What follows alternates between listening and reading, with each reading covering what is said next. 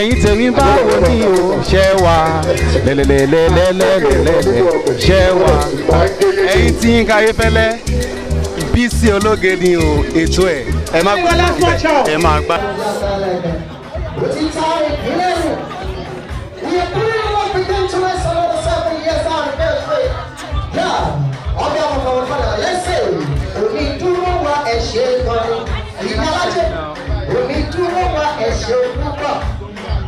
Tó bá jẹ́ ènìyàn ló dúró ní àti máa sọ̀rọ̀. Tó bá jẹ́ ènìyàn ló dúró ní àti sálọ tíẹ̀s. Tó bá jẹ́ ènìyàn ló dúró ní àti máa ṣe. Bàbá sọ èmi ṣe wọ́n tàn á. Èmi dúró wa ẹ̀ ṣe.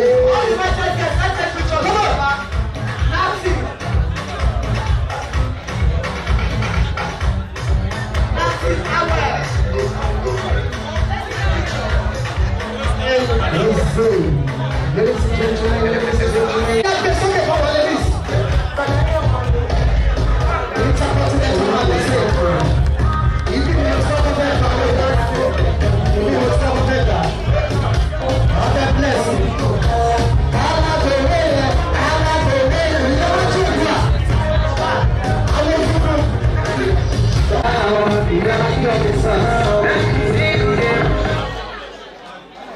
mo kí gbogbo olóríire ní àṣálẹ́ yìí ẹ má bínú pé mo pẹ́ àlejò tí mo gbà ó pọ̀.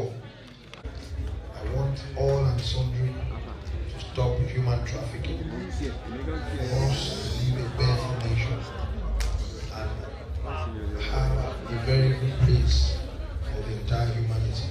God bless you all and thank you for all the supporters and all the recipients of the award. God bless you and bless all the ones over here. Thank you very much.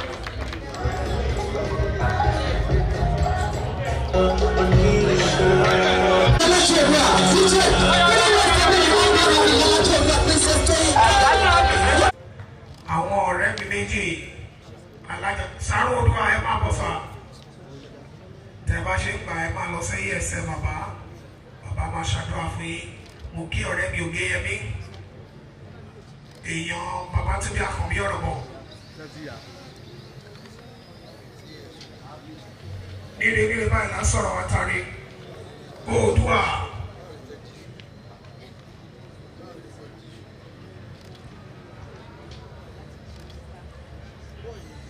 tá a bá ti parí àbẹ̀yà alákọ̀ọ́kọ́ yìí ìdádúró ìṣẹ́jú mẹ́ta.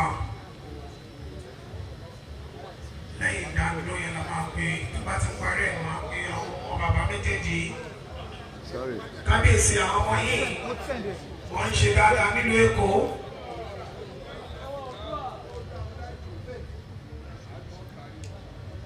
Ẹ ṣé o ẹ jẹ́ àdúpẹ́ lọ.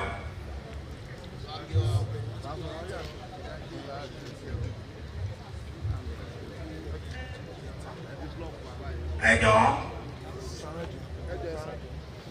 àwọn Ògùnpẹ́ ọjọ́ ìníyàwó tó fún bàbá wa bí.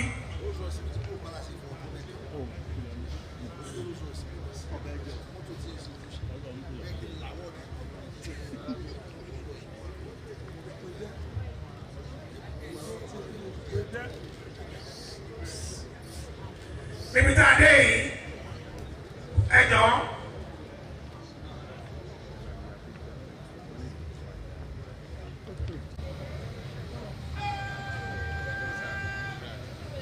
Àṣẹ o pẹ̀lú àṣẹ bàbá wa kábíyèsí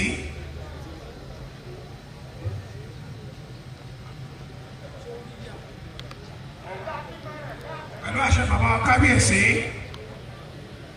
àmì ẹ̀yà yìí tí a fẹ́ gbé fún bàbá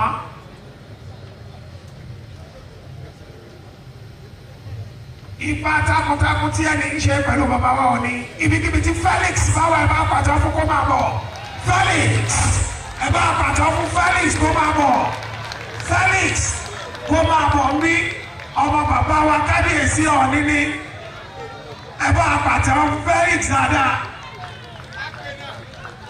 àpènà Felix. bínú Felix Ògúnlẹ́yẹ ẹ bá pàtẹ́wọ́ fún dáadáa ẹ pàtẹ́wọ́ fún ọmọkùnrin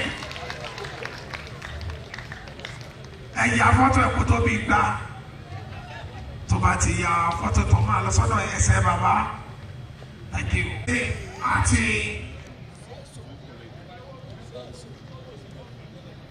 Thanks for watching this video. Please don't forget to click on subscribe button.